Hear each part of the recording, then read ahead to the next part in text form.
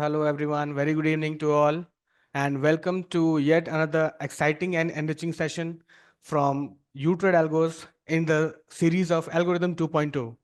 So, today's masterclass is on trade investments, algorithmic trade investments, and with none other than Rakesh Pujara, sir. Hello, sir. Hello Very hello good evening to you. Sir वैसे good तो sir को कोई introduction की जरूरत नहीं है, but जो आज हमारे साथ पहली बार वीडियो के थ्रू जुड़ रहे हैं, वेबिनार के थ्रू जुड़ रहे हैं, उनके लिए मैं बता दूं कि सर पहले श्री नमन सिक्योरिटीज में सीईओ थे, and after that he founded CWA, and he is again the one of the founders and managing members of CWA. Also, apart from all these things, sir has immense experience of over 3 decades in Indian stock market. So we are very happy to welcome you here, sir. Thank you Aditya for the kind introduction. And sir, मैं audience को एक और चीज पहले ही बता देना चाहूंगा कि हमारा एक पॉडकास्ट रिलीज हुआ हमारे चैनल पे, और हमारे फर्स्ट गेस्ट थे आप। हमारा पॉडकास्ट का थीम था triple M, and that is money, market and mind, जहाँ पे सर ने अपने अपने ब्यूटीफुल इंसाइट्स शेयर किए, अपने लाइफ एक्सपीरियंस शेयर किया सर ने, जहाँ पे एक उन्होंने हर कुछ बताया कि एक ट्रेडर को क्या क्या करना चाहिए और क्या क्या नहीं करना चाहिए। That is how you can amalgamate your mind, money, and machine to get profitable in a long run.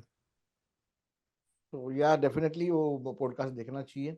It will help you shorten your learning journey, जो नॉर्मली सीखने को बहुत टाइम लगता है, लेकिन अगर आप दूसरे के एक्सपीरियंस से सीखते हैं तो आपका जर्नी शॉर्टन हो सकता है। तो आई वुड रिकमेंड आप वो पॉडकास्ट देखिए, यूट्यूब डालगो की चैनल पे है, एंड मेरा और विशाल के बीच में अच्छा कॉन्वर्सेशन है उसमें। Yes, sir.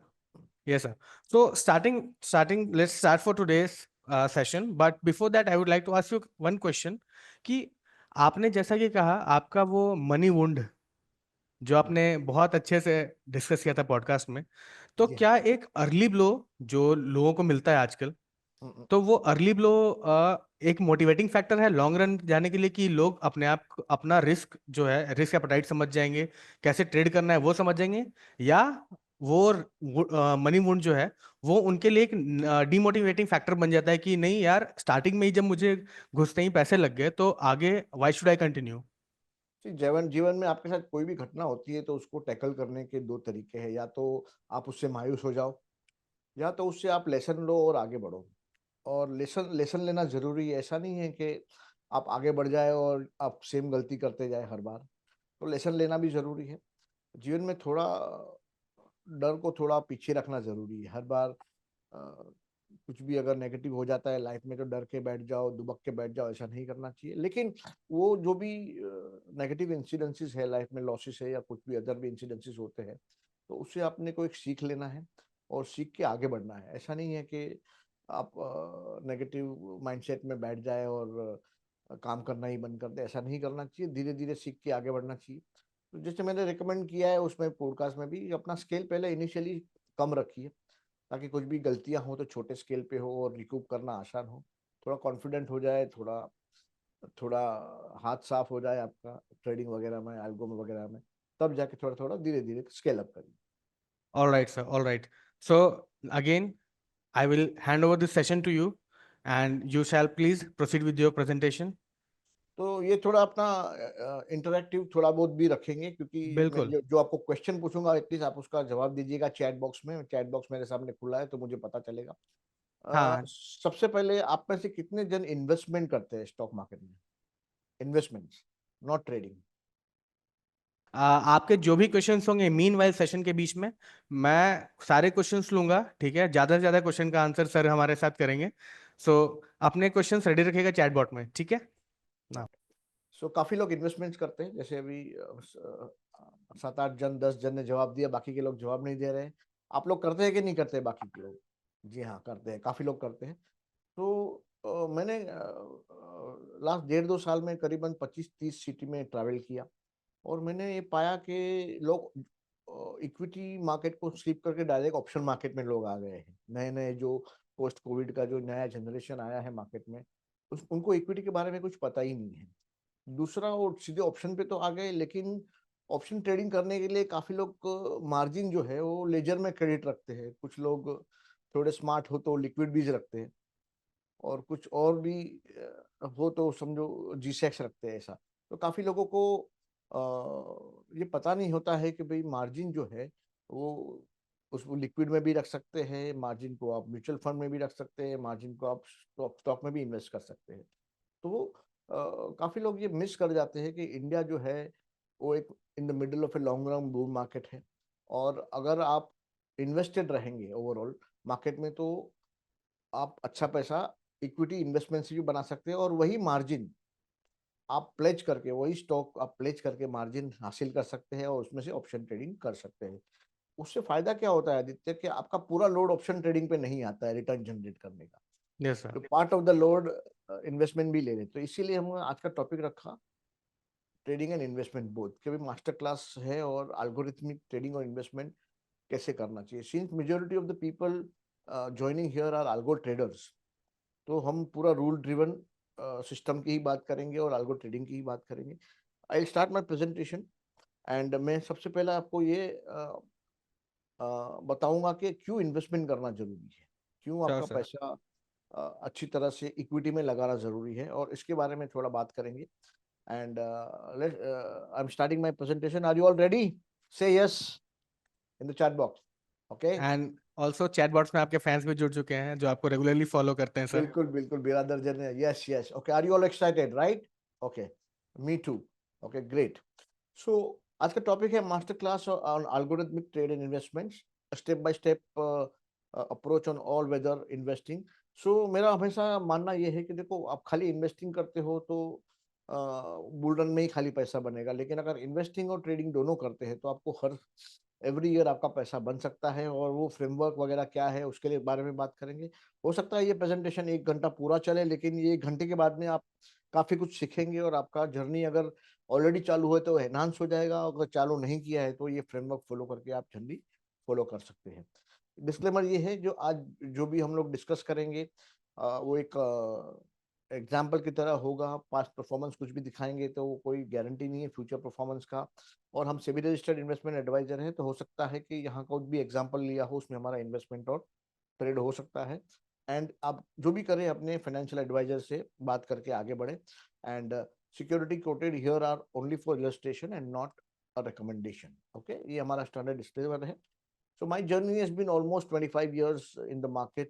I graduated in 1992. I'm a professionally qualified ICWA, and before founding this company, मैं नमन सिक्योरिटीज में करीबन 20 साल मैंने जॉब किया as a on in various capacity, and when I last left the company I was the CEO of the company, and I enjoyed trading and investing in the market, and पूरा एक research oriented मेरा mindset है, और हमेशा rule driven strategies और बनाने का कोशिश करता हूँ। काफी पब्लिक प्लेटफॉर्म पे मैंने काफी स्ट्रैटेजी शेयर भी की हुई है। This is one of the event where I will be sharing 3 strategies. One is only investment strategies, and two option strategies. So stay till the end, and you're going to get good insight as well as some ready to act strategies as well. So investment side में हमारा philosophy क्या है? हमारा philosophy completely rule based है. Every decision is made according to predefined rules, eliminating emotional bias. Systematic review है, portfolio हम हर week review करते हैं, और डेटा ड्रिवन सिलेक्शन है। We utilize various multiple indicators criterias including price, momentum, trend following.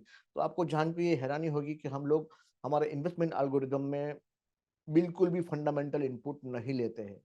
तो ये क्या ये पॉसिबल है? बिल्कुल पॉसिबल है। टोटली क्वांटिटेटिव और ट्रेंड फॉलोइंग और momentum based, price action based strategies के हमारे एल्गोरिदम है, और इसमें बिल्कुल भी फंडामेंटल इनपुट हम नहीं लेते हैं। हमारा बेसिक फिलोसफी ये है, जो मेजर वेल्थ बनता है वो हमेशा विनर्स को राइड करने से बनता है और लूजर्स को कट करने से बनता है। एक आम आदमी क्या करता है, लॉसेस में खड़ा रहता है, और जहाँ प्रॉफिट होता है वो बुक कर लेता है। तो हम जो है उसका जो वेल्थ क्रिएटिंग फिलोसफी है, right the winners, losers cut the loser short. Risk management through cash allocation. हमारा एल्गोरिदम जब भी मंदी आता है, बड़ा मंदी आता है, बड़ा बेयर मार्केट आता है, तो ऑटोमेटिक कैश में चला जाता है, और तभी हमारा स्ट्रेटजी कैश प्रिजर्वेशन होता है एंड डाउनसाइड रिस्क को मिटिगेट करना होता है। This is about our philosophy.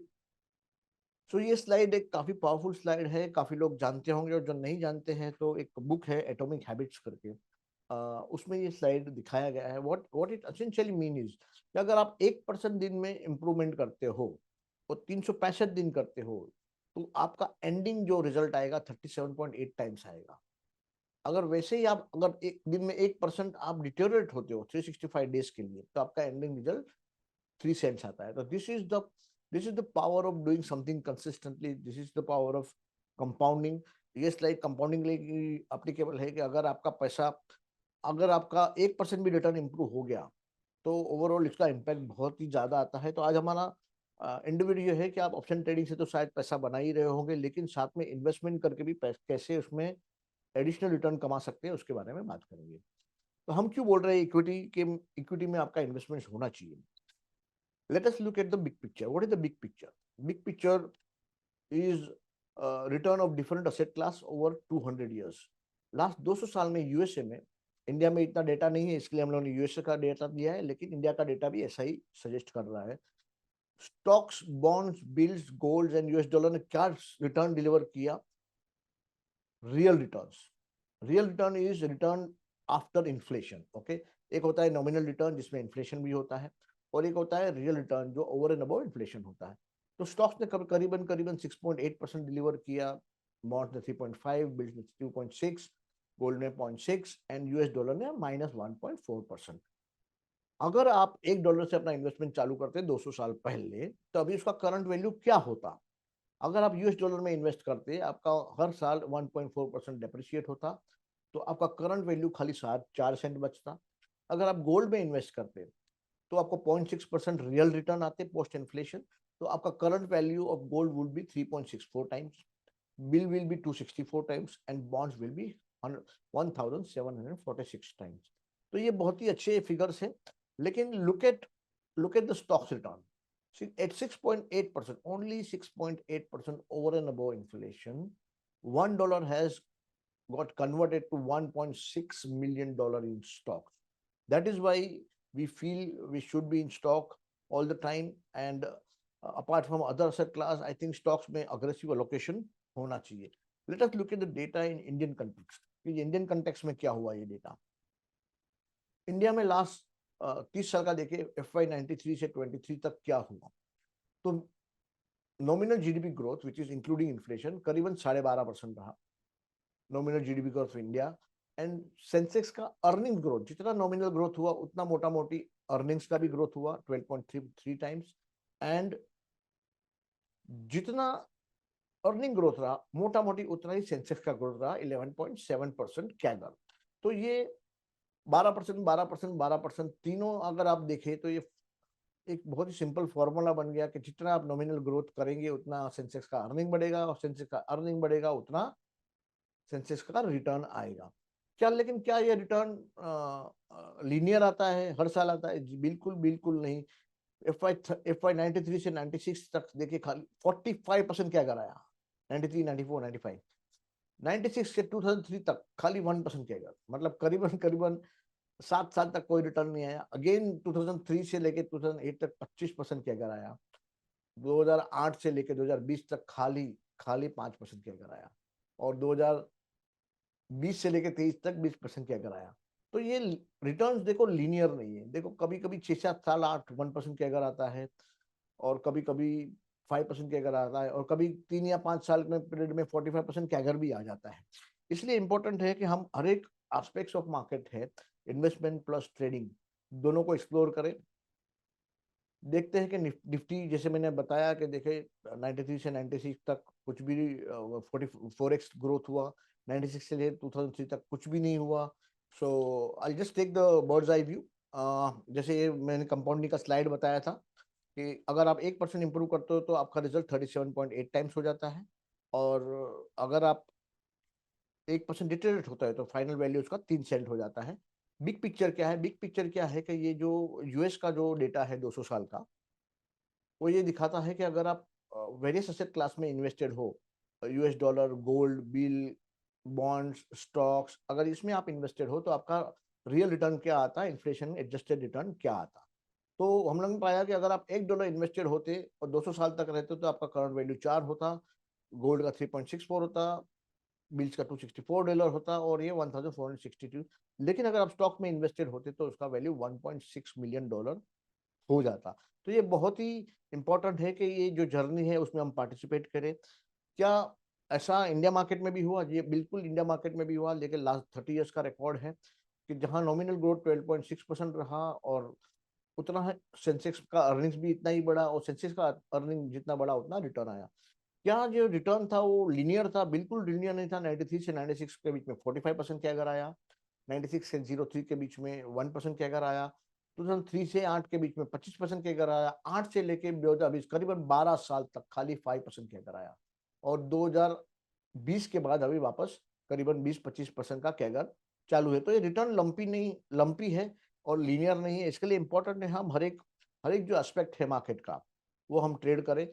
देखते हैं कि इंडियन मार्केट में क्या हुआ। जैसे मैंने बताया 93 से 96 में 4x ग्रोथ हुआ, 96 से लेकर 2003 तक कुछ भी ग्रोथ नहीं हुआ, वापस ग्रोथ हुआ, वापस कुछ नहीं हुआ, वापस ग्रोथ हुआ, वापस कुछ नहीं हुआ और वापस ग्रोथ हुआ। तो ये इंपॉर्टेंट है कि हम हर एक एस्पेक्ट्स जो है, जो मार्केट का हर एक एस्पेक्ट है, trading as well as investment, दोनों को कंसीडर करें।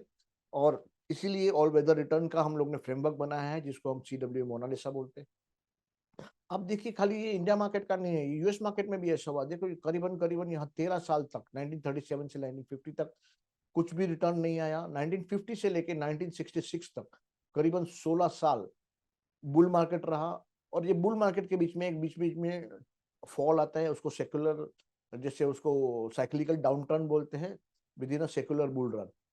तो 96 के बाद 1980 तक कुछ नहीं हुआ, 80 के बाद वापस बुल रन आया, 2000 तक वो बुल रन चला, 2000 से 2013 तक कुछ भी मार्केट ने नहीं किया, और 2013 के बाद ब्रेकआउट आया और अभी भी वो बुल रन अभी चालू है। अगर आप देखें तो ये अभी भी बुल रन चालू है। तो ये खाली नेशनल फिनोमिना नहीं है, ये इंटरनेशनल फिनोमिना है।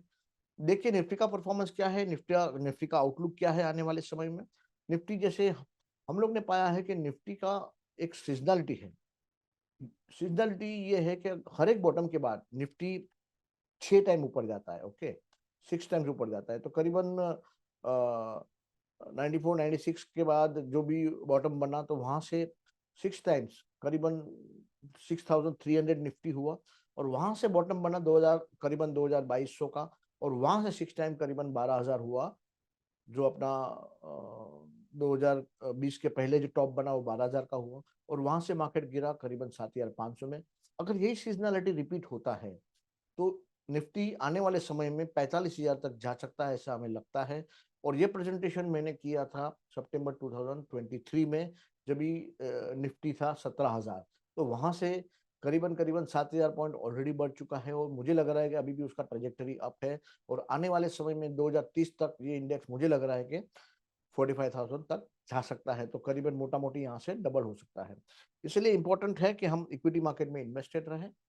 देखते हैं कि इक्विटी मार्केट में इन्वेस्ट करने के तरीके कौन से हैं। बेसिकली रिटेल आदमी 3 तरीके से इन्वेस्ट कर सकता है, या तो डायरेक्टली स्टॉक में कर सकता है, या तो इन्वेस्टिंग थ्रू म्यूचुअल फंड कर सकता है, या तो एक्सचेंज ट्रेडेड फंड जो ETF जो बोलते हैं उसके थ्रू, जो इंडेक्स के ETF होते हैं उसके थ्रू इन्वेस्टमेंट कर सकता है। तो हम लोग ने लास्ट 12-13 साल का बैक टेस्टिंग किया और उसमें पाया कि रिटर्न्स, अगर आपका वेरियस स्टाइल होता तो आपका रिटर्न्स क्या होता। तो अगर आप ETF में इन्वेस्ट करते थे, जैसे मैंने अगली स्लाइड में बताया कि 12-13% कैगर के हिसाब से लास्ट 12-13 साल से रिटर्न आ रहे हैं। लेकिन अगर आप स्मार्ट म्यूचुअल फंड पिकर होते हैं तो हम लोग ने ऐसे पाया कि अगर if you are in the top performing mutual fund all the time, तो आपका रिटर्न हो सकता है कि 19% भी आ सकता था। और अगर आप डायरेक्ट इक्विटी समझो, खुद अच्छे स्टॉक पिकर हो या अच्छे PMS मैनेजर हो, अगर आप डायरेक्ट इक्विटी पिक करते हो तो आपका रिटर्न 27% तक जा सकता है। तो ये तीनों स्टाइल में देखिए कि सबसे ज्यादा रिटर्न तो डायरेक्ट इक्विटी में ही है। तो दूसरा हमने बैक टेस्टिंग ये किया कि अगर यही पीरियड में अगर आप सिस्टमैटिकली इन्वेस्ट करते हैं, रूल बेस्ड इन्वेस्ट करते हैं, एल्गोरिथम बेस्ड इन्वेस्ट करते हैं, तो सिमिलर पीरियड में आपका रिटर्न करीबन 37% आ सकता था। और हर एक केस में देखो ड्रॉडाउन करीबन 40% के आजू बाजू रहा, 34, 39, 45। लेकिन अगर आप सिस्टमैटिक इन्वेस्टमेंट करते थे तो वहां पर आपका ड्रॉडाउन भी कम हुआ। उसका रिजल्ट ये होगा, आपका काल्मर जो 0.33, जो काल्मर के बारे में हमेशा मैं बात करता हूँ। What is a Calmar? Calmar is basically average annual return divided by maximum drawdown, ये है काल्मर। तो ये काल्मर हमेशा जितना ज्यादा होता है वो बेटर होता है। तो जैसे यहाँ कौन थी का कालमर था, तो अगर आप अच्छे म्यूचुअल फंड पिक करते तो आपका कालमर इंप्रूव होता, अगर आप अच्छे स्टॉक पिक करते तो आपका कालमर और इंप्रूव होता। लेकिन अगर आप सिस्टमैटिकली जाते तो आपका कालमर देखिए 1.56 तक जा सकता है। ये सब बैक टेस्टेड डेटा है, आपको खुद वेरीफाई करना चाहिए। ये खाली हम हाईलाइट करने की कोशिश कर रहे हैं कि सिस्टमेटिकली और अल्गो ड्रिवन जाने के बेनिफिट्स क्या है। अभी तक हम लोग ने देखा कि इक्विटी में तो इन्वेस्टमेंट करना चाहिए, लेकिन इक्विटीज में काफी चैलेंजेस है। आप लोग मानते हो कि इक्विटीज में इन्वेस्टमेंट में चैलेंजेस है? मार्केट अप या डाउन, यस बराबर है। ड्रो डाउन आते हैं, अंडर परफॉर्मेंस आता है, यस। और क्या दिक्कत आती है? सेक्टर फेलियर, आपने जो सेक्टर पिक किया वो फेल हो जाता है। सिलेक्शन ऑफ स्टॉक, यस, कि कौन सा स्टॉक सेलेक्ट करें, कभी करें, right. Market fluctuation can result in unprecedented move, definitely. और क्या था? Selection of right stock, yes, कौन सा स्टॉक सेलेक्ट करें, कौन सा सेक्टर सेलेक्ट करें। आप एंट्री एंड एग्जिट, हाँ, कभी एंट्री करे कभी एग्जिट करे, है ना। और कटिंग द लूजर्स को डिफिकल्टी होती है, यस डेफिनेटली डिफिकल्टी होती है। ले तभी कितना स्टॉक ले, किसी को पोजीशन साइजिंग में आता है प्रॉब्लम, पोजीशन साइजिंग क्या करें, कितना ले तो कितना ले, कभी निकल जाए, सबको ये प्रॉब्लम आता ही है। मोटा मोटी सबको ये प्रॉब्लम आता है, और मुझे भी ये प्रॉब्लम आया, इसीलिए मैं सिस्टमेटिक इन्वेस्टमेंट की तरफ गया। तो will talk about challenges direct equity. जैसे अभी मैंने चैट में सबका प्रॉब्लम देखा, वो सारे जो प्रॉब्लम है वो हर एक डायरेक्ट इक्विटी इन्वेस्टिंग के चैलेंजेस में है। आपको रिसर्च करना पड़ता है, काफी रिसर्च करना पड़ता है, काफी टाइम जाता है उसमें, मैन पावर जाता है, रिसर्च। ग्लोबल मैक्रो ट्रैक करो, industry headwind Tailwind sectors track करो, साइक्लिकलिटी चेक करो, बिजनेस फंडामेंटल चेक करो, estimating long term longevity of the business, ये धंधा टिकेगा कि नहीं टिकेगा, कितना प्रॉफिट करेगा, कॉम्प्लेक्स फाइनेंशियल एनालिसिस करो, वेरियस रेशियो एनालिसिस करो, वैल्यूएशन एक्सरसाइज करो, मैनेजमेंट क्वालिटी असेस करो कि ये मैनेजमेंट चोर तो नहीं है, पैसा तो लेके भाग नहीं जाएगा, या जो भी है कोई बेईमानी तो नहीं करेगा। कंटिन्यूस मॉनिटरिंग करो, ट्रैकिंग करो, news views information opinions.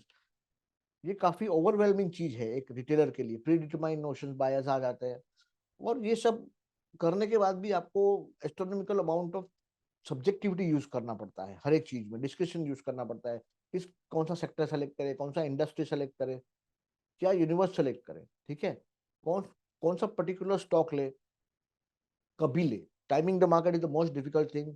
Stock कभी ले, हाउ मच टू बाय, कितना ले, है ना। जैसे आपके पास 10 लाख रुपए है तो एक स्टॉक में कितना पैसा डाले।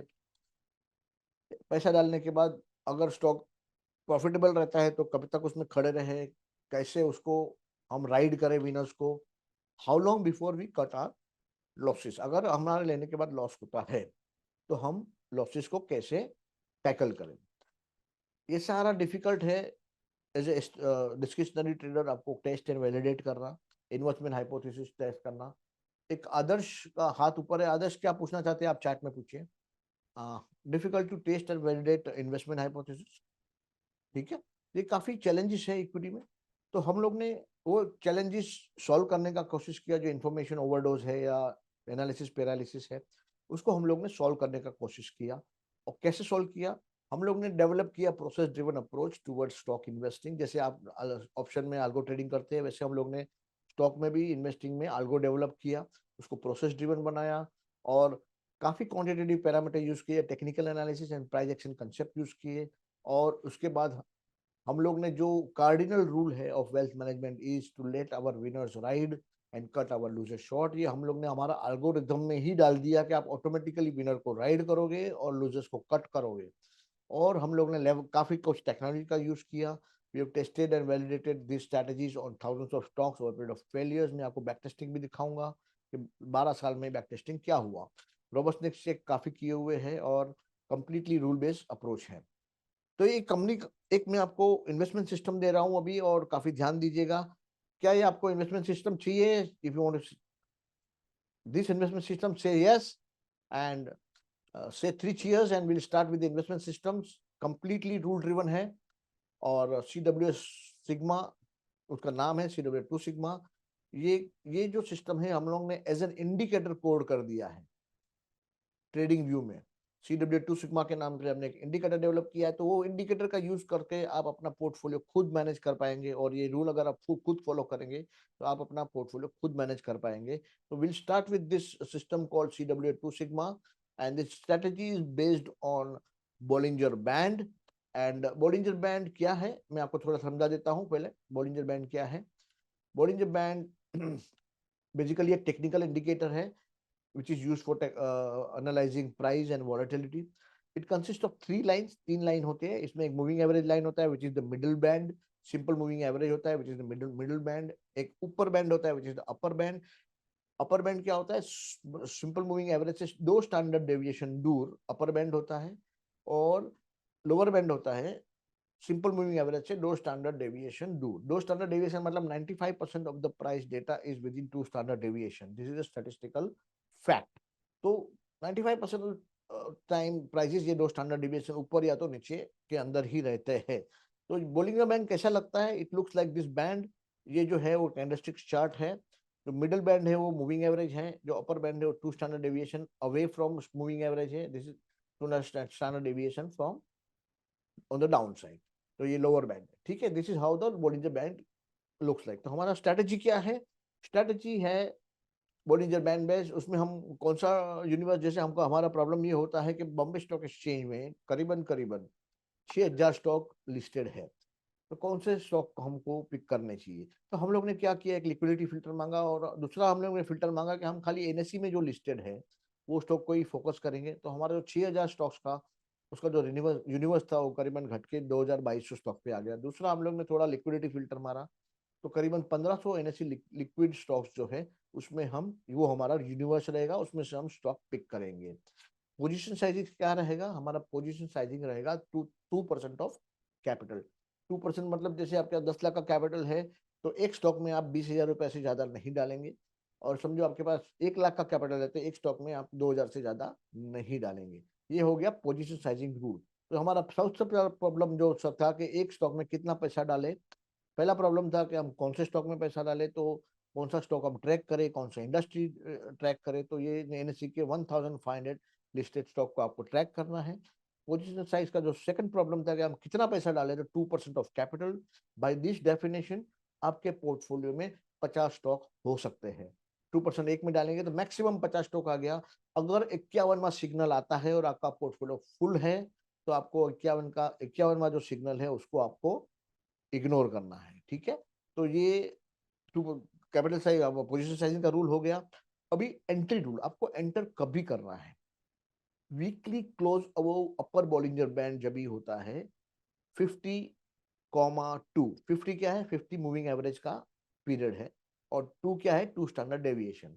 तो when the weekly close of the price is above Bollinger band, weekly मतलब आपको मंडे से फ्राइडे कुछ नहीं करना है। फ्राइडे जब भी मार्केट बंद हो जाता है, डेटा आ जाता है, डेटा डाउनलोड हो जाता है, बाद में आप चेक करोगे कि भाव अपर बॉलिंजर बैंड के ऊपर गया है कि नहीं गया है। गया है तो आपको वो स्टॉक मंडे मॉर्निंग लेना है, ठीक है। अभी आपका एंट्री तो हो गया, अभी आप एग्जिट कभी करेंगे? एग्जिट का 3 रूल है। Rule number 1, initial stop loss of 20%। आपको 20% आपके भाव से अगर स्टॉक नीचे चला जाता है तो आपको एग्जिट कर देना है, ठीक है। तो आप एग्जिट कर देंगे अगर 20% से नीचे गया और फ्राइडे क्लोजिंग आया तो, ठीक है। अगर ऐसा नहीं होता है और आपने आपके लेने के बाद समझो स्टॉक ऊपर चले जाता है, ऊपर चले जाता है तो आपको उसको ट्रेलिंग स्टॉप लॉस उसको फॉलो करना है। कौन सा ट्रेलिंग स्टॉप लॉस करना है? Close below 100 weeks exponential moving average, 100 week EMA आपको फॉलो करना है। ये आ गया सेकंड रूल।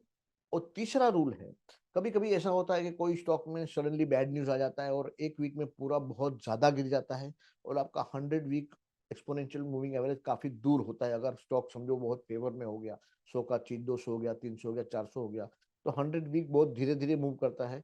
लेकिन अगर वो स्टॉक में कहीं कुछ ऐसा खराब न्यूज आ गया और वो एक वीक में average true range ATR 14 period 1.8 times नीचे गिर गया, तो अगर उसके नीचे क्लोज आता है तो बेचना है।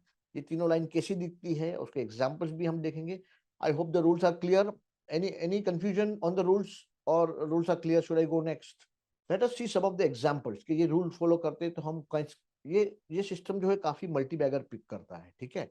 तो पास्ट में कौन से लास्ट 12-13 साल में कौन से मल्टी बैगर इसने पिक किए हैं वो मैं आपको एग्जाम्पल के साथ दिखाऊंगा, और कुछ कुछ लॉसेस के एग्जाम्पल भी देखेंगे हम, ताकि हमें आइडिया आए कि ये सिस्टम कैसे काम करता है, ठीक है। ये सिस्टम का बैक टेस्टिंग क्या है, ये लास्ट 2011 से हम लोग ने सिस्टम को बैक टेस्ट किया है। तो करीबन 3 या 4 साल नेगेटिव रहे। 2011, ये होगा 2016, ये 2018, और करीबन करीबन मार्च तक ये सिस्टम नेगेटिव था। और मुझे लग रहा है कि अभी धीरे धीरे वो जो अप्रैल में, जून जुलाई में पॉजिटिव आने के कारण ये नेगेटिविटी काफी कम हो गया है इन करंट कैलेंडर ईयर। उसका कैगर क्या रहा, कंपाउंडिंग एनुअल 23% उसका कैगर रहा। एवरेज एनुअल रिटर्न 28% रहा। Exposure 90% of the time in the market. That means कि 10% ऑफ टाइम वो लिक्विड में बैठा रहा। जब भी मार्केट बहुत खराब हो गया तभी लिक्विड में चला गया। अभी तक कितने ट्रेड हुए इतने सालों में? 700, खाली 704 ट्रेड हुए। बहुत ही कम ट्रेड हुए 14 साल में। एवरेज ट्रेड पर मंथ खाली 4 ट्रेड पर मंथ, और 2% के हिसाब से 4 ट्रेड मतलब 8% पर मंथ इसका चर्न है। एवरी मंथ खाली 8% चर्न एक्सपेक्ट कर सकते हैं over long period of time. That means कि एक साल में एक बार आपका पोर्टफोलियो चर्न होगा। उसका विनिंग परसेंटेज देखिए खाली 37% है, और लूजिंग परसेंटेज 62%। हमारा ट्रेड में से खाली 37% विनर है और 62% लूजर है। फिर भी ये प्रॉफिटेबल सिस्टम है। क्यों ये प्रॉफिटेबल सिस्टम है? क्योंकि जब भी जब पैसा बनाता है तभी एवरेज बनाता है 131%, और जब भी पैसा खोता है तभी ये खोता है अराउंड 14%। तो उसका जो पे ऑफ रेशियो जो बोलते हैं, average profit percentage divided by average loss, is around 9। तो ये 1:9 होने के कारण ये 37% ऑफ द टाइम प्रॉफिटेबल होता है, तो भी काफी अच्छा पैसा बनाता है। और उसका मैक्सिमम ड्रॉडाउन है करीबन 39%। तो ये सिस्टम का स्टेटिस्टिक्स है। और 24% अगर आप देखें तो अच्छे अच्छे पीएमएस मैनेजर या अच्छे म्यूचुअल फंड या अच्छे स्टॉक पिकर इसके आजू बाजू ही रिटर्न बना पाते हैं। और काफी कुछ तो ये भी रिटर्न नहीं बना पाते हैं, उसको अंडर परफॉर्म कर जाते हैं। तो ये खुद अपना पोर्टफोलियो ये रूल से मैनेज करे तो मोटा मोटी over long period of time expect कर सके कि ऐसा रिटर्न आ सकता है। कुछ एग्जाम्पल देखें कैसे इसने मल्टीबैगर पिक किए। फॉर एग्जाम्पल सीजी पावर उसने पिक किया 23 अक्टूबर 2020 में 25.95 के भाव से उसने पिक किया। कितने साल खड़ा रहा? करीबन 14 फरवरी 2025 तक खड़ा रहा, मतलब करीबन करीबन 4.5 साल तक खड़ा रहा। और जो 25 रुपए की चीज थी कभी भी 20 रुपया हुई नहीं, तो उसका इनिशियल स्टॉप लॉस जो 20 था कभी ट्रिगर नहीं हुआ। ये 100 वीक मूविंग एवरेज है, तो कभी उसके नीचे बननी है, इसके नीचे यहाँ पर बंद आया। और ये एटीआर का लाइन है, एटीआर के नीचे भी कभी बंद नहीं आया, तो ना कभी इनिशियल स्टॉप लॉस हुआ, ना 100 वीक मूविंग एवरेज के नीचे बंद आया, ना एटीआर के नीचे गया। और जब ये हुआ तभी उसने स्टॉप लॉस हो गया। तो यहाँ 100 वीक मूविंग एवरेज के नीचे 552 में बंद आया, तभी उसने एग्जिट लिया। तो ये एक करीबन 2000% रिटर्न आया 4.5 साल में। दूसरा मल्टीबैगर देखें जेबीए में। जेबीए में अगेन 8 जनवरी 2021 में लिया, करीबन 11% रिटर्न, 1100% रिटर्न आया। उसने होल्ड किया 2024 तक, मतलब करीबन करीबन इसको भी 4.5 साल तक, 4.25 साल तक इसने होल्ड किया। और 61 रुपीज का चीज कभी इनिशियल स्टॉप लॉस नहीं हुआ, कभी 100 वीक मूविंग एवरेज के नीचे बंद नहीं आया, ना एटीआर के नीचे बंद आया। और भाव बढ़ता गया, और वो फाइनली जब भी इसने गिव अप किया और भाव यहाँ 100 वीक एवरेज मूविंग एवरेज के नीचे बंद आया, तभी हम लोगों ने 727 रुपये में बेचा है इसको। ये दो एग्जाम्पल। तीसरा example Avanti feed. Avanti feed में देखिए 3,300% रिटर्न, 3,200% रिटर्न, करीबन 15 रुपया 20 पैसे में एंट्री 2013 में, और बेचा उसने 2018 में। मतलब करीबन करीबन ये भी 4.5 साल तक। तो मतलब ये विनर्स को काफी होल्ड करता है, विनर्स को राइड करता है। और इसके कारण ये पॉसिबल होता है। और रूल बेस्ड होने के कारण आपको बहुत सहूलियत होती है कि हम लोग कहाँ तक खड़े रहे, कभी बेचे, ये सारे जवाब ये पूरा सिस्टम में है। एंट्री कभी ले, एग्जिट कभी ले, कहाँ तक खड़े रहे, कभी निकल जाए, सारे जवाब इसमें है। पोजीशन साइजिंग क्या हो, सब इसमें जवाब है। ऐसा नहीं है कि छोटे मोटे स्टॉक ही पिकअप करता है। ये देखिए ब्रिटानिया जैसा ब्लू चिप भी उसने पिकअप किया करीबन 283 रुपीज में 2013 में, और बेचा उसने 2018 में। तो ये भी करीबन 4 साल 5 साल उसने होल्ड किया। तो काफी मल्टी बैगर वो 3-3 4-4 5-5 साल तक होल्ड करता है ये सिस्टम। कुछ कुछ एग्जाम्पल दे ले लिए अपना लॉसेस के हैं।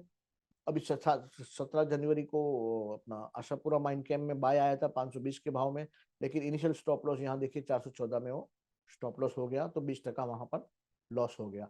और कितना जल्दी देखो लॉस जनवरी में हुआ और ये फरवरी में लॉस हो गया। तो ये जो लूजर्स है वो फटाफट निकल जाते हैं, ज्यादा खड़ा नहीं रहता है।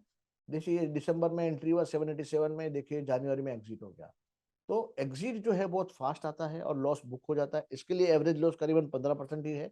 और एवरेज गेनर जो खड़ा रहता है वो काफी लंबा समय तक खड़ा रहता है। ठीक है, तो ये जो काफी एग्जांपल्स थे और ये कंप्लीट सिस्टम है, और आई होप कि ये सिस्टम आप उसको अच्छी तरह से समझे और उसको यूज करें। और ये सिस्टम का एक हम लोग ने इंडिकेटर भी बना दिया है, तो at the end of the presentation में आपको एक क्यूआर कोड दूंगा, अगर आप उसमें गूगल फॉर्म भरेंगे तो हम आपको एक्सेस दे देंगे, आप ट्रेडिंग व्यू पे जाके उसको एक्सेस ले सकते हैं। तो ये तो हो गया कि इक्विटी में इन्वेस्टमेंट क्यों करना चाहिए। ठीक है, इक्विटी में इन्वेस्टमेंट हम लोग ने कर दिया और हमारे पास कोलेटरल भी आ गया।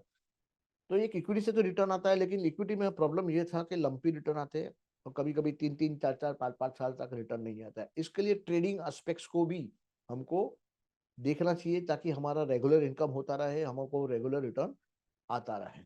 तो हम रिटर्न कैसे फर्दर इंप्रूव कर सकते हैं उसके बारे में बात करेंगे। ठीक है, तो इक्विटी मार्केट्स में प्रॉब्लम क्या है कि फ्रीक्वेंट ड्रॉडाउन आते हैं, स्टैग्नेंट रिटर्न आते हैं। we need not rely only on equity alone to generate return. Let's talk about how can we do that. तो ये जनरेट करने के लिए हम हमेशा बात करते हैं, हमारे पास 4 पिलर है ऑफ ऑल वेदर रिटर्न्स। पहला पिलर है डाइवर्सिफिकेशन, दूसरा नॉन कोरिलेशन, तीसरा लिवरेज, और चौथा है हेजिंग। तो रिटर्न हमेशा एनहांस कर सकते हैं हम लिवरेज से। अगर आप कोई पर्टिकुलर जैसे निफ्टी का कॉन्ट्रैक्ट है, 1 लाख 1.5 लाख रुपए में आप ट्रेड कर सकते हो, लेकिन निफ्टी का नॉशनल वैल्यू तो 10 लाख के ऊपर है। तो करीबन करीबन आप 8 लाख, 8 टाइम्स 9 टाइम्स आप लिवरेज हो। तो रिटर्न पॉसिबिलिटीज ज्यादा है लिवरेज से। लेकिन लिवरेज के साथ हमेशा रिस्क आता है, तो रिस्क को कंट्रोल करने के लिए आपको डाइवर्सिफिकेशन यूज करना चाहिए, नॉन कोरिलेशन यूज करना चाहिए, और हेजिंग यूज करना चाहिए। कभी भी ऑप्शन ट्रेडिंग करते हैं तो आपको ये ध्यान रखना है कि आप कुछ भी नेकेड नहीं बेचिए, सामने आप कुछ ना कुछ हेजिंग लेके चले। तो बेसिकली डाइवर्सिफिकेशन आप कैसे कर सकते हो, आप अलग अलग असेट्स ले सकते हो, गोल्ड सिल्वर, गोल्ड है, सिल्वर है, कमोडिटीज है, रियल एस्टेट है, अलग अलग है। डाइवर्सिफिकेशन ऑफ इंस्ट्रूमेंट कर सकते हैं, Nifty, bank Nifty, fin Nifty, mid cap Nifty, various strategies, directional strategies, non directional strategy. तो ये काफी टाइम फ्रेम में आप इंट्राडे, ओवरनाइट, इंट्राडे में 5 मिनट, 15 मिनट, 1 घंटा, तो अलग अलग आप डाइवर्सिफिकेशन, जैसे जैसे आप डाइवर्सिफाई करते जाओगे, आपका जो ड्रॉडाउन का जो पॉसिबिलिटीज है वो कम हो जाता है। अगर आप एक ही असेट में होते हो तो करीबन आपको 19% समझो ड्रॉडाउन आता है। वैसे आप अगर 100 असेट को ट्रेड करते हो तो आपका ड्रॉडाउन 2% हो जाता है। और वैसे ही अगर आप 10,000 असेट ट्रेड करते हो तो आपका ड्रॉडाउन वर्चुअली नील हो जाता है। तो ये ड्रॉडाउन फ्री लाइफ अचीव करने का एक ही मंत्र है, diversification across 10,000 assets which are not correlated with each other. That is the mantra of generating 365 days positive return, and this is the holy grail of in finance. Non correlation का भी फंडा ऐसा ही है कि अगर आप कोई भी चीज खाली 0.6 एक दूसरे से कोरिलेटेड है तो आप रिस्क खाली 15% से कम कर सकते हो। अगर वो 0.4% कोरिलेटेड है तो आप उसको दूसरा सेट ऐड करिए, तीसरा सेट ऐड करिए, तो धीरे धीरे धीरे आपका जो रिटर्न टू रिस्क रेशियो जो है, जहाँ 0.25 था यहाँ, और आपका समझो प्रोबेबिलिटी ऑफ लूजिंग ईयर 40% था, तो आप जैसे जैसे नॉन कोरिलेटेड असेट ऐड करते जाते हैं तो आपका रिटर्न टू रिस्क रेशियो बढ़ते जाता है, जो फाइनली 20 असेट्स डालने से आपका रिटर्न टू रेशियो 2.5 हो जाता है, और probability of losing year becomes only 1%। मतलब ऑलमोस्ट वर्चुअली आपका प्रॉफिटेबल एवरी ईयर होने का चांस बढ़ जाता है अगर आप 20 नॉन कोरिलेटेड असेट। जैसे मैंने बताया, leverage is a double edge sword, leverage का साथ हमेशा रिस्क आता है। तो तो हम लोग जब भी सिस्टम बनाते हैं या हम लोग जो भी एल्गोरिथम बनाते हैं, तो हमें ये ध्यान रखना है कि this is not about creating system that maximises returns, this is about creating systems that maximising access to the leverage. जितना आपको एक्सेस ज्यादा है लिवरेज का, उतना उतना आपका रिटर्न ज्यादा आ जाए। And you have to control risk while doing this. If there was a magic bullet, this is it, this is the magic bullet. आपको जितना एक्सेस मिलेगा लिवरेज का, उतना आपका रिटर्न बढ़ेगा। और आपको रिस्क कंट्रोल करना है। रिस्क कंट्रोल करने के मैंने 3 तरीके बताए, एक डाइवर्सिफिकेशन से कर सकते, नॉन कोरिलेशन से कर सकते हैं, और फाइनली आप हेजिंग से रिस्क कवर कर सकते हैं। लिवरेज कैसे कर सकते हैं, उसका मैंने एग्जांपल आपको दिखा रहा हूँ। जैसे एक खाली ये लॉन्ग ओनली सिस्टम है जो इन्वेस्ट करता है। अगर आप, जैसे मैंने सिस्टम बेस बोला, हमारा एक CW multi cap momentum gladiator है, उसमें 37% रिटर्न और 24% ड्रॉडाउन का बैक टेस्टेड रिजल्ट है, तो उसका कालमर हो जाता है 1.56। अगर ये आप खाली, ये तो खाली लॉन्ग ओनली इन्वेस्टमेंट सिस्टम है, ये लॉन्ग शॉर्ट में चले जाते हो तो आपका रिटर्न कम होता है, लेकिन आपका ड्रॉ डाउन भी देखिए सिग्निफिकेंटली कम हो गया। तो इसके लिए आपका कालमर इंप्रूव हो गया। अगर आप ये मल्टी स्ट्रेटेजी करते हो तो आपका रिटर्न फर्दर डाउन जो होता है। तो it is not about access to the return maximization system, it is about access to the leverage that will determine everything। जैसे मैंने बोला मल्टीपल स्ट्रेटेजी में देखो रिटर्न कम हुआ लेकिन ड्रॉ डाउन भी काफी कम हुआ। अभी मान के चलो आप 12% रिस्क करने को तैयार है और मल्टी स्ट्रेटेजी में रिस्क खाली 4.73 का है, तो आप लिवरेज कितना कर सकते हो? आप लिवरेज कर सकते हो 12 divided by 4.70 which is equal to 2.6 times. तो ये लिवरेज करने का कारण यहाँ रिटर्न कितना आ जाएगा? 16 इंटू 2.6, करीबन 43%। मतलब सेम 12% रिस्क में यहाँ जो 24% रिटर्न था, वो सेम 12% रिस्क में आपका रिटर्न 43% हो जाता है अगर आप मल्टी स्ट्रेटेजी फॉलो करते हो, तो multiple non correlated strategy follow करते हो। तो ये एक कंसेप्ट है जो आपको ध्यान में रखना चाहिए। हेजिंग हमेशा करके रखना चाहिए, ओवरनाइट ब्लैक स्वॉन कभी भी हो सकता है। तो ब्लैक स्वॉन प्रोटेक्शन के लिए out of the money options हमेशा अपने बुक्स पे होने चाहिए। What it gives you peace of mind, it gives you scalability and important है कि हमारा चिप्स जो है हम बचा के रखें और कभी भी रिस्क कॉम्प्रोमाइज हमारे बुक्स पे नहीं होना चाहिए। यही चीज को हम लोग ने एक फ्रेमवर्क में डेवलप किया, हम लोग ने उसको बोला है CWA Mona Lisa framework. Okay, what it consist of is systematic equity investment, जैसे CWA 2 सिग्मा मैंने बताया। What it consist of long short futures, एक ट्रेंड फॉलोइंग सिस्टम से लॉन्ग शॉर्ट फ्यूचर्स स्टॉक्स के, वो उसमें हम फॉलो करते हैं। और multiple non correlated option strategies follow करते हैं। ये पूरा तीनों को साथ में चलाएंगे आप, तो एक ऑल वेदर रिटर्न का पॉसिबिलिटीज बनता है। वो कैसे बनता है वो मैं आपको अभी दिखाऊंगा। जैसे मैंने अभी सिस्टम बेस्ड इन्वेस्टमेंट का मैंने बैक टेस्टिंग दिखाया अभी आपको, वैसे ऑप्शन का भी बैक टेस्टिंग दिखाऊंगा, लॉन्ग शॉर्ट फ्यूचर का भी बैक टेस्टिंग दिखाऊंगा। और कैपिटल एलोकेशन कैसे करते हैं, जैसे आपके पास 3 करोड़ है, उसमें से 2.5 करोड़ आपने इन्वेस्टमेंट में डाल दिया, 50 लाख आपने लिक्विड में डाल दिया। उसमें मार्जिन मल्टीप्लायर 67%, मतलब यहाँ 1.67, करीबन आपको 3 करोड़ के इन्वेस्टमेंट पे आपको 2 करोड़ का मार्जिन मिल गया। वो मार्जिन आप कहाँ इन्वेस्टमेंट करोगे? आप करोगे लॉन्ग शॉर्ट फ्यूचर में 1 करोड़ करोगे और 1 करोड़ ऑप्शन में करोगे। तो ये कैपिटल अलोकेशन करने के कारण क्या रिटर्न पॉसिबिलिटीज बनता है वो मैं आपको दिखा रहा हूँ, और कैसे ऑल वेदर रिटर्न आता है।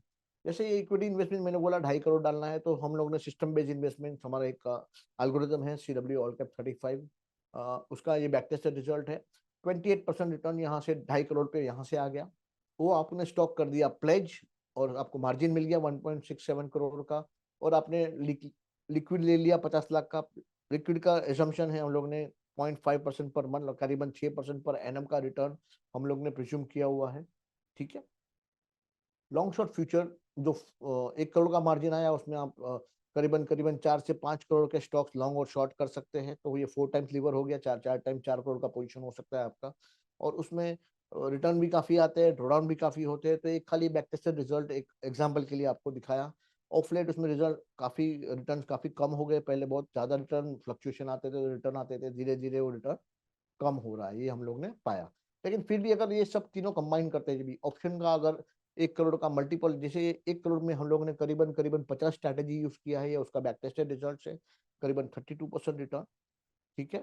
तो ये ड्रॉडाउन है करीबन 11-12%। तो हम लोग ने देखा कि लॉन्ग ओनली में करीबन 24% 30% का ड्रॉडाउन था, लॉन्ग शॉर्ट फ्यूचर में 13-14-15% का ड्रॉडाउन था, और यहाँ पर भी 12-15% का ड्रॉडाउन था। अगर ये तीनों सिस्टम को कंबाइन करते हैं तो क्या रिजल्ट आ सकता है, और उसमें कितना लिवरेज हो सकता है, ये मैं आपको दिखाता हूँ। इक्विटी का exposure 2.5 crore, it will be considered 0.5 crore, 2.5 crore. Liquid में 50 lakh 50 lakh. Long short future में जो 1 करोड़ का मार्जिन था, जिसमें आप लॉन्ग शॉर्ट करते हैं, तो उसमें एक्सपोजर हो गया 4 करोड़। और ऑप्शन में 1 करोड़ में के सामने आपको 10 करोड़ का एक्सपोजर मिलता है, तो टोटल 17 करोड़ का एक्सपोजर हो गया 3 करोड़ मार्जिन के सामने। That means your leverage 5.6 times. Okay, तो ये लिवरेज के कारण रिटर्न काफी एनहांस हो जाएगा। और लिवरेज होने के बावजूद ड्रॉडाउन नहीं बढ़ेगा, क्योंकि आप डाइवर्सिफाइड हो, क्योंकि आप नॉन कोरिलेटेड स्ट्रेटजीज रन कर रहे हो, और क्योंकि आप कंप्लीटली हेज्ड हो। तो ये सबको कंबाइन करने के बाद रिजल्ट ये आ रहा है कि आपका रिटर्न पॉसिबिलिटीज जो है वो 54% हो गया, और आपका ड्रॉडाउन 13% रहा। और ये करीबन फरवरी तक तो लॉस में था, लेकिन मुझे लग रहा है कि अभी जून जुलाई अगस्त तक आते आते वो प्रॉफिट में आ जाएगा। तो ये ऑल वेदर रिटर्न पाने का एक तरीका है, जब आप एवरी ईयर आप प्रॉफिटेबल रहोगे और एक अच्छा खासा प्रॉफिट आ सकता है। जैसे आपने देखा 2020-21 में काफी ज्यादा रिटर्न था, क्योंकि वहाँ प्रीमियम भी ज्यादा थे, वहाँ फ्लक्चुएशन भी ज्यादा था। धीरे धीरे वो सेटल होता गया, तो रिटर्न धीरे धीरे कम होता गया, और करंट ईयर में फरवरी तक नेगेटिव रिटर्न था, उसके बाद वापस मुझे लग रहा है कि सेटल हो गया होना चाहिए। तो ये था CWA मोनालिसा फ्रेमवर्क। कैसे आप इक्विटी में इन्वेस्टमेंट करो, कैसे वही से मार्जिन लेके लॉन्ग शॉर्ट फ्यूचर करो, ऑप्शंस करो। मैंने एक आपको इक्विटी का स्ट्रेटेजी तो दे दिया, अभी कुछ मैं आपको दो ऑप्शन का स्ट्रेटेजी दूंगा एज एन एग्जाम्पल, ताकि कौन सी टाइप की आप स्ट्रेटेजी रन कर सकते हो आपको पता चले, और आप अपना आगे जाके जर्नी कंटिन्यू कर सकते। तो ये जो रिटर्न बढ़ा और रिस्क नहीं बढ़ा, उसका कारण ये था, रिस्क नहीं बढ़ने का कारण ये था कि हर एक सिस्टम एक दूसरे के साथ कोरिलेटेड नहीं है। तो ये आप एक्सेल में जाओगे तो आप कोरिलेशन फंक्शन को आप रन कर सकते हो। तो हम लोग ने रन करके देखा कि भाई इक्विटी के साथ परफेक्ट कोरिलेशन है, लिक्विड के साथ 0.00, यहाँ पर 0.02, वहां पर 0.18। तो आपने देखा कि काफी नॉन कोरिलेटेड चीज हम करते हैं साथ में, उसके कारण रिस्क रिड्यूस होता है, ड्रॉ डाउन काफी कंट्रोल हो जाता है। ये this brings me to the final two examples of option strategies. Would you like to have two option strategies as an example? Say yes. So let us take example of option strategies. Option strategy number one, which is an option selling strategies. What are the rules? Option selling strategy का rule है short Nifty call and put premium closest to the 0.2% of the underline. Okay. Underline क्या होता है? जैसे Nifty हो गया underline, 25,000 का Nifty है तो 0.2% हो गया करीबन 50 रुपया। At the money call put बेचिए, कितने बजे बेचिए? हमने अपने एग्जाम्पल के हिसाब से 9:20 लिया है, आप कोई भी टाइम ले सकते हैं। एग्जिट करिए 3:15 को, ये हो गया सेलिंग का एग्जाम्पल। क्या है कि 25,000 निफ्टी, उसका 0.2% क्या होता है? 50 रुपीज का कॉल एंड पुट बेचिए। No target, only stop loss. कोई टारगेट नहीं है, जीरो तक जा सकता है तो जाने दीजिए। स्टॉप लॉस क्या है? हर एक लेग पे, कॉल और पुट दोनों पे 20% का स्टॉप लॉस लगा दीजिए, ठीक है, ईच लेग पे। इसमें करीबन करीबन आप अगर हेज नहीं करते हैं तो 4 लाख रुपए में ये एक बार एक लॉट कर सकते हैं। This setup can be executed in Nifty by having approximately 4 lakh margin.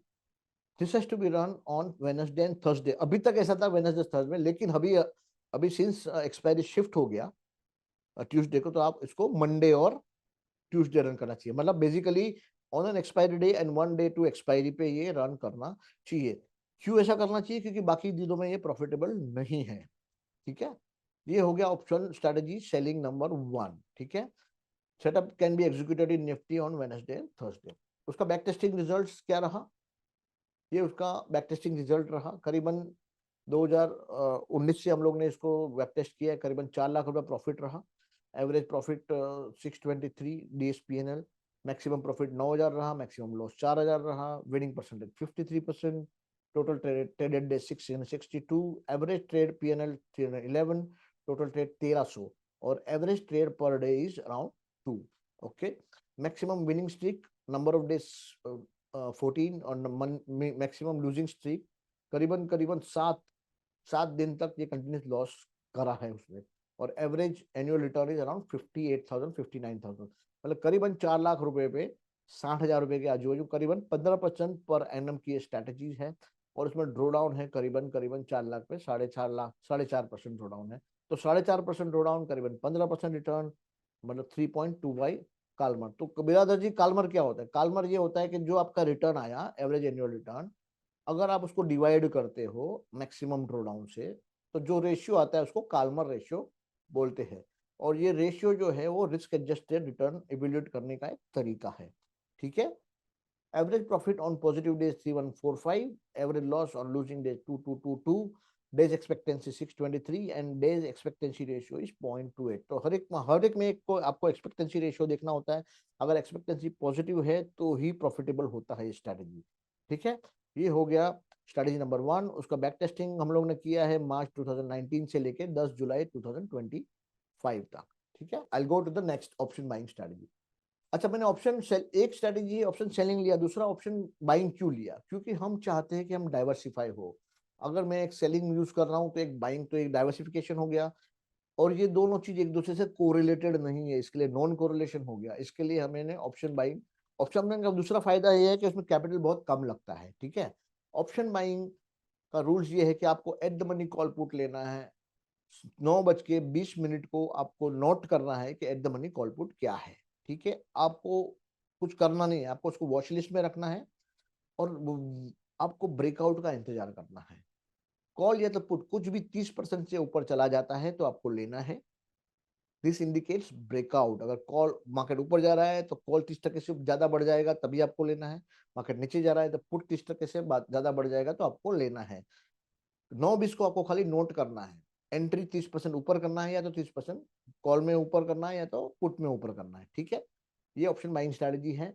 इसमें स्टॉप लॉस क्या रहा, लेने के बाद 50% अगर घट गया तो आपको स्टॉप लॉस करना है। इसमें कोई भी टारगेट नहीं है, टारगेट आपको एंड तक उसको रन करना है। 3:15 को स्ट्रेटजी बंद होता है, तब तक रन करना है। If the stop loss is hit, समझो एक आपने कॉल लिया और स्टॉप लॉस हिट हो गया, तो तभी जब स्टॉप लॉस हिट हुआ तभी क्या एट द मनी था वहां पर आपको वापस नोट करना है। और वापस अगर वो 30% बढ़ता है तो आपको वापस लेना है, मतलब एक बार री एंट्री है। ठीक है, एक बार री एंट्री है। This has to be run only on expiry day, ये बाकी कोई दिन में नहीं चलाना है, खाली एक्सपायरी डे का ही स्ट्रेटेजी है। कभी कभी ऐसा होता है एक्सपायरी बहुत वाइल्ड मूव आते हैं, 10 रुपए का चीज 100 हो जाता है, 200 हो जाता है, और उसका एडवांटेज लेने के लिए हम लोग ने स्ट्रेटेजी बनाया है। This can be executed with only 1 lakh rupees. हालांकि प्रीमियम तो 20,000 रुपए ही लगता है, लेकिन ड्रॉडाउन के लिए भी कैपिटल रखना पड़ता है। इसके लिए हम लोग रिकमेंड करते हैं कि ये 1 लाख रुपए हो तो ये स्ट्रेटेजी करनी चाहिए। उसका स्ट्रेटेजी क्या है, 1 लाख रुपया इन्वेस्ट करने पे आपका बना कितना, 5 लाख रुपए ओवर ए पीरियड ऑफ मोटा मोटी 5 to 6 years। ठीक है, आपका सब रेशियो आप देखिए, इसमें भी विनिंग परसेंटेज खाली 50 है। ऑप्शन बाइंग होने के बावजूद भी देखिए विनिंग परसेंटेज 50% है, which is a very very good percentage buying में। ठीक है, इसका भी कालमर देखिए 1.1 है। Average annual return 68,000 rupees, 69,000, which is 69% on 1 lakh rupees. Okay, लेकिन उसका ड्रॉडाउन भी देखिए 62% है। इसीलिए मैं बोलता हूँ कि ये 1 लाख रुपया रखना चाहिए, एक तो ड्रॉडाउन का कैपिटल और दूसरा प्रीमियम का कैपिटल। इसके लिए 1 लाख रुपए में ये रन करना चाहिए। और उसका एक्सपेक्टेंसी भी देखिए 0.23 है। ठीक है, उसमें कंसेक्यूटिव विनर 6 है, कंसेक्यूटिव लूजर 5 है। तो ये स्ट्रेटेजी काफी इंप्रेसिव है। इसमें रिटर्न 68% है। अगली स्ट्रेटेजी में रिटर्न था 15%। हम देखते हैं कि दोनों कंबाइन करने पे क्या रिटर्न आता है। ठीक है, 15% का रिटर्न जो था वो 4 लाख पे था। तो ये दोनों स्ट्रेटेजी हम कंबाइन करते हैं तो भी हमको 4 लाख ही चाहिए। क्यों, क्योंकि ऑप्शन बाइंग में तो खाली 20,000 रुपया ही चाहिए। तो मोटा मोटी 4 लाख रुपए पे आपका जो टोटल प्रॉफिट था वो यहाँ 412 था, यहाँ 482 था। प्रॉफिट देखिए ऐड हो गया, टोटल प्रॉफिट 895। लेकिन आपको ब्यूटी ये है कि ड्रॉडाउन देखिए, ड्रॉडाउन यहाँ पर 18 था, यहाँ 62 था। तो आइडियली क्या होना चाहिए, 62 प्लस 18 करीबन 80,000 होना चाहिए। लेकिन since this two strategies are non correlated, drawdown देखिए काफी 62,000 ही रहा। तो this is the beauty of running two non correlated systems together, जहाँ एक सेलिंग है एक बाइंग है। हमने ऑप्शन बाइंग लिया तो हमारा कैपिटल ज्यादा बड़ा नहीं, तो इसके लिए हमारा रिटर्न देखिए कितना ओवरऑल इम्प्रूव हो गया। 4 लाख पे हमारा रिटर्न हो गया 1,27,000 रुपए, जो यहाँ पर खाली 58,000 रुपीज था। तो विदाउट टेकिंग एडिशनल रिस्क हम लोग ने रिटर्न, जैसे यहाँ टोटल यहाँ ये स्ट्रेटेजी यूज करते तो 62,000 का रिस्क था और रिटर्न 68,000 था। ये स्ट्रेटेजी यूज करते तो 18,000 का रिस्क था और 58,000 का रिटर्न था। तो हम लोग ने 62,000 का ही रिस्क लिया, लेकिन रिटर्न देखो हमारा क्या हो गया, 68,000 वाला 127 किया, क्योंकि साथ में हम लोग ने ऑप्शन सेलिंग इंक्लूड किया। This is the benefit of diversification. दूसरा फायदा क्या हुआ, 68,000 डिवाइडेड बाय 62 किया तो 1.1। कालमर याद रखना, हायर द बेटर। यहाँ पर ऑप्शन सेलिंग में कालमर 3.21 था, तो कंबाइंड कालमर देखिए 2.01, तो एक बहुत ही डिसेंट कालमर भी आ गया। एवरेज प्रॉफिट परसेंटेज भी ठीक रहा, average profit on positive days अच्छा रहा, और ओवरऑल एक्सपेक्टेंसी भी आपका 0.29 रहा।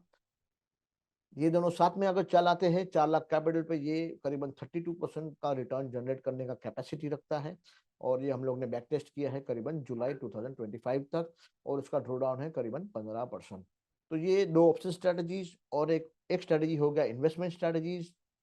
अगर आपको वो investment strategy as a indicator चाहिए, मतलब आप कोई भी स्टॉक अपना चेक कर सकते हो कि ये इंडिकेटर के हिसाब से वो बाय है कि बाय नहीं है, तो आपको ये क्यूआर कोड स्कैन करना पड़ेगा, गूगल फॉर्म भरना पड़ेगा, आपका करेक्ट करेक्ट डिटेल डालना पड़ेगा, ट्रेडिंग व्यू आईडी का, आपका ईमेल का और मोबाइल का।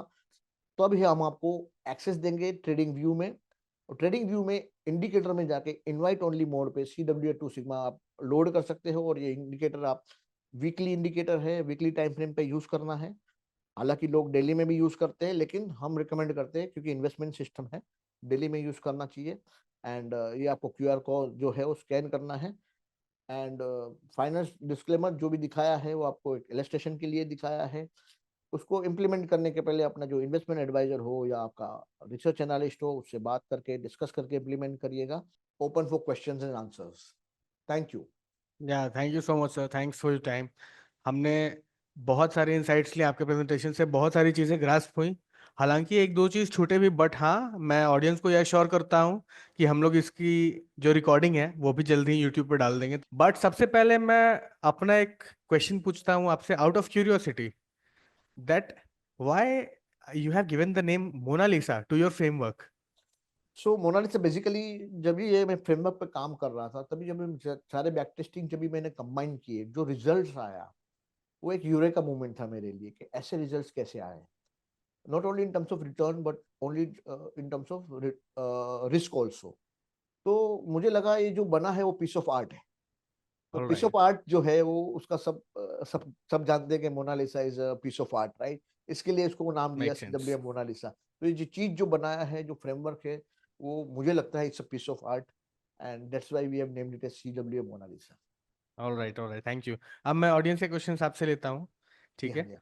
तो एक था कि backtest of buying strategies are hardly positive in long run. So what should be the ideal time period for a backtest strategy, backtesting a buying strategy? सो हम लोग ने 2019 से किया है, मतलब करीबन 6 साल का बैक टेस्टिंग करके आपको दिया है। अभी तक तो दिखा रहा है प्रॉफिटेबल है। और खाली एक्सपायरी दिन से आपको सब चेक करना है कि भाई कौन से दिन में रन करना है, कभी रन करना है, कौन से परसेंटेज के ऊपर ब्रेकआउट गिनना है, ये सब वेरियस परम्यूटेशन कॉम्बिनेशन आपको करके देखना है। इसमें हर एक बैक टेस्ट में हम लोग ने 1% स्लिपेज भी पकड़ा हुआ है, तो वो भी पकड़ना बहुत जरूरी है। तो बाइंग का देखो सिस्टम्स फाइंड करना बहुत मुश्किल है। आपको जो डिफिकल्टी आता है मुझे भी आता है, लेकिन मैंने आपको ये जो दिया है वो सिस्टम प्रॉफिटेबल है इसके लिए आपको दिखाया है। और उसमें काफी कुछ आप इंडिकेटर भी यूज कर सकते हो, और एवरेज भी यूज कर सकते हो, मूविंग एवरेज यूज कर सकते हो, RSI यूज कर, मल्टी सुपर ट्रेंड यूज कर सकते हो, मल्टीपल चीज आप यूज कर सकते हो।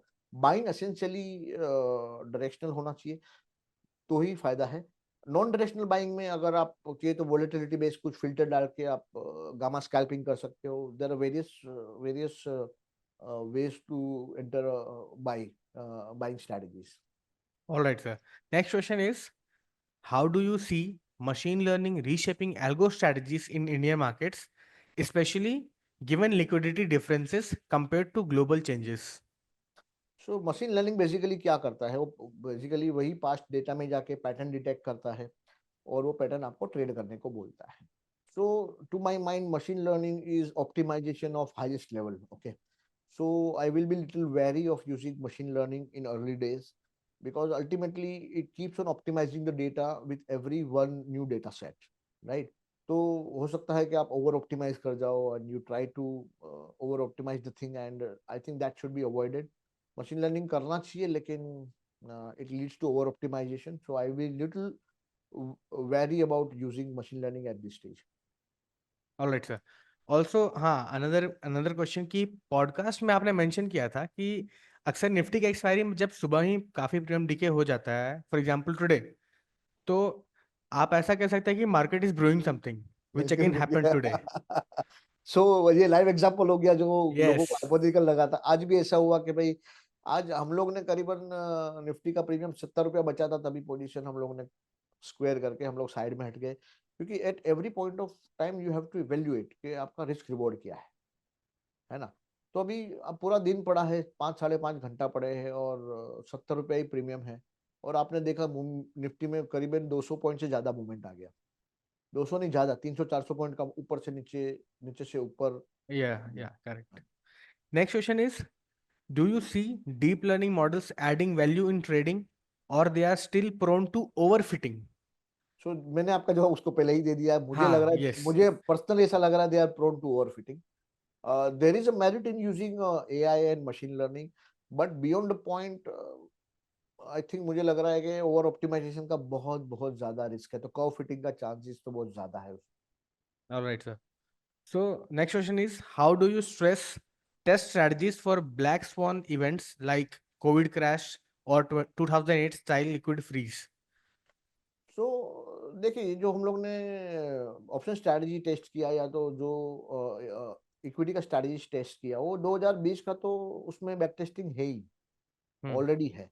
ठीक है, तो उसके बाद भी ये रूल्स बनाया है, तो बेसिकली रूल्स तो आपको सेम ही रखने हैं। और बैक टेस्टिंग अगर आपका वहाँ पॉजिटिव दिखाता है तो आपको उसको आगे चलना है। लेकिन कभी कभी क्या होता है कि जैसे 2020 में हेजिंग करना बहुत इम्पॉसिबल था, क्योंकि जो दूर दूर के ऑप्शन थे वो भी काफी 100 रुपया, 200 रुपया, 500 रुपये के भाव थे। Yeah. तो देखो, आपको बैक टेस्टिंग वगैरह जो है वो एक एज अ गाइड यूज करना है, उसको फाइनल वर्ड समझ के नहीं चलना है कि जैसे बैक टेस्टिंग है वैसे मेरा फ्यूचर रिटर्न ऐसा ही आएगा। So before actually starting a strategy, you must at least know whether this strategy would have been possible if I do it, if I had done it for the last 5 6 years 7 years। अगर वो profitable है तो आप उसको सोच सकते हैं। Is it a guarantee कि आगे जाके प्रॉफिटेबल रहेगी? इसमें लाइफ में कोई गारंटी नहीं है। नहीं आफ्टर है। All we are all trading probabilities. So मेरा आदत यह है कि मैं जितना ज्यादा डेटा है उसको मैं चेक करता हूँ, और उसको टेस्ट करने के बाद ही, जैसे अभी इक्विटी इन्वेस्टमेंट्स का हमारा सिस्टम है वो 2008 का भी हम लोग ने स्ट्रेस टेस्ट किया हुआ है। बाद में ये जो आपको जो रूल दिए हैं दो स्टैंडर्ड डेविएशन के, वो उसके बाद के रूल्स हैं। तो उसमें 2008 भी हम लोग ने बैक टेस्ट किया हुआ है। वहां पर भी करीबन 39-40% ड्रॉ डाउन हुआ था इक्विटी में, है ना। तो हाँ। आपको वो टाइप का डेटा होना चाहिए आपके पास, और वो डेटा है तो आप उसको चेक करिए। हो सकता है कि ब्लैक स्वॉन इवेंट हो तभी स्लिपेजेस ज्यादा हो, तो वो पीरियड में आप स्लिपेजेस ज्यादा पकड़े। हो सकता है कि आपका लेने और बेचने के टाइम थोड़ा स्लिपेज ज्यादा हो, तो वो सब आपको अकाउंट फॉर करना चाहिए। All right sir. Next question मेरे पास आया कि at CWA compounding wealth advisors what are the services which you are offering for buyers who option consider के themselves buyers, as small buyers? Equity buyers और option buyers you are talking? Option buyer sir. Option. So we have developed a basket of strategies, and we'll soon be listing on platforms like maybe Utrade Algos, similar platforms, some other platforms, and we will offer this as a black box algo in the times to come after the SEBI approval। अभी तो rules और framework आ चुका है, हम SEBI register आ रहे हैं, तो हम लोग ने option buying, option selling, multiple capital के लिए हम लोग ने बास्केट्स बनाए हैं। जैसे किसी के पास 2 लाख रुपया है तो कौन सा बास्केट चलाना चाहिए, 5 लाख रुपया है तो कौन सा चलाना चाहिए, for various risk and return. And वो आगे जाके सेबी के अप्रूवल के बाद हम लोग पब्लिक को ऑफर करेंगे as a black all box. Right sir. या ऑल राइट, ऑल राइट। एक लास्ट क्वेश्चन मैं लेता हूँ, क्वेश्चंस तो बहुत सारे हैं बट एक छोटा सा एक क्वेश्चन लेता हूँ कि जो हमारे यूट्रेड एल्गोस के लिए बेसिकली ये क्वेश्चन पूछ दिया किसी ने कि which strategy of uTrade algos you suggest to follow as they have 25+ strategies? So only Aditya can answer this.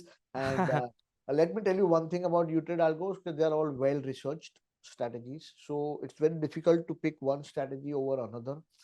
Only thing I can tell you is the team is very well experienced, and since they have rolled out these strategies, uh, they must have done with a great amount of detail and research। And दूसरा ये है कि जो past में profitable है वो जरूरी नहीं आगे जाके प्रॉफिटेबल हो सकता है। इसीलिए करेक्ट। 25 डिफरेंट स्ट्रेटेजी बनाने का कारण ही यही होता है कि कोई एक स्ट्रेटेजी चली, कभी एक 6 महीना नहीं चली, कभी एक 6 महीना चली। So if given a choice I would run all 25 strategies at the same time, so that gives me diversification, okay, yes sir, yes sir. provided I have the capital, okay। Adding on to this, I would say that even in these 25 strategies, all these are divided into different indices as well in Nifty, Yes, Bank Nifty, and Sensex. I am sure diversification, non correlation, ये concept हम और भव्य वो सब discuss करते ही है। तो Yes, sir. Team at Shen India are very well aware about this concept, and I am sure उनको ध्यान में रख के स्ट्रेटेजी बनाई होगी। Yes, sir. Yes, sir. Thank you, sir. Thank you so much for your time. Thank you for enlightening us. Thanks everyone. Yeah.